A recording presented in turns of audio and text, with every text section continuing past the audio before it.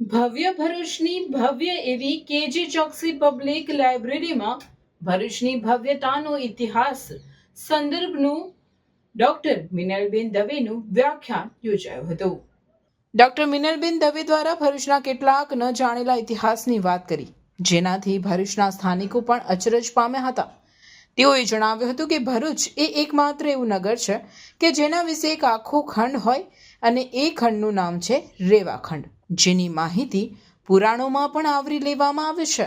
સ્કંદ પુરાણના 3જા ભાગમાં રેવા ખંડમાં આ બધી વાતોનો ઉલ્લેખ કરવામાં આવ્યો છે.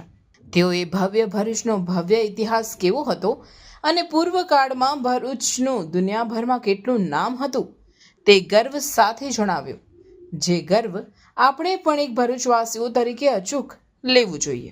શ્રોતાઓથી ભરેલ કેજી ચોકસી પબ્લિક લાઇબ્રેરીના ઓડિટોરિયમમાં મિનલબેનના વ્યાખ્યાન એક પણ શબ્દો ચૂકી ન જવાય એટલી શાંતિથી તેઓએ માણ્યું હતું. મણિપુરમાં ઇમ્ફાલમાં એમ્મા માર્કેટ છે, માત્ર સ્ત્રીઓ દ્વારા ચાલતી માર્કેટ. પણ ભરૂચની લાલ બજાર સ્ત્રીઓ દ્વારા ચાલતી બજાર હતી.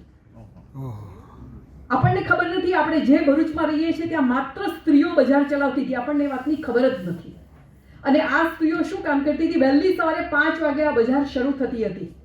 આ બધી બહેનો રૂને કાંતીને પૂણી બનાવીને, એના દોરાના પિલ્લા બનાવીને અને કાપડની સાથે ધારો કે એમને કંઈ કાપવાનું કે કામ આપ્યું એ બધું લઈને આવતી હતી ને ત્યાં આગળ વેચાતી હતી. અને રોકડનો વેપાર હતો.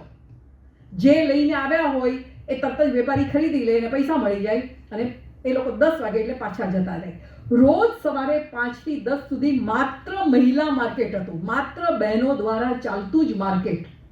ત્યાં ભાઈઓનો એટલે વેપારી તરીકે પ્રવેશ હતો, પણ એમને વેચવા માટેની છૂટ નહોતી.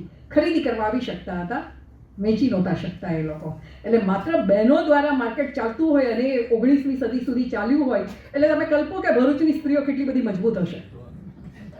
એકલી વેપાર કરવા માટે બેસતી હતી અને 5 વાગ્યામાં તો આવી જતી હતી. 10 વાગે બધું વેપારનું કામ પતાવીને પછી ઘેર જાય, ઘરનું બધું કામ કરે અને બપોર પછીનું બીજું કામ કરવાનું. એ લોકો પહેલાં પતરાળા ને બધું બનાવવાનું પણ કામ કરતા, એ બધું પણ ત્યાં વેચાતું. દિવેટો પણ ત્યાં વેચાતી હતી, પણ મોટે ભાગે રૂનું ને એનું કામ એ લોકો વધારે કરતા હતા. તો આ ભરૂચનો ઇતિહાસ છે જે આપણને ખબર નથી. અને આ કંઈ હું મારા ઘરમાંથી નથી કહેતી, પણ મારી પાસે બહુ બધા ભરૂચના ઇતિહાસ ભેગા થયા છે, એમાંથી તારવીને આ વાત કરું છું. જો હું પહેલી સ્પષ્ટતા કરી દઉં, હું કોઈ ઇતિહાસકાર નથી, હું કોઈ અર્થશાસ્ત્રી પણ નથી, પણ રસ છે વાંચવામાં. એટલે ભરૂચના જે ઇતિહાસો મળ્યા એ વાંચીને એમાંથી જે મળ્યું એ તમારી પાસે હું મૂકી આપું છું.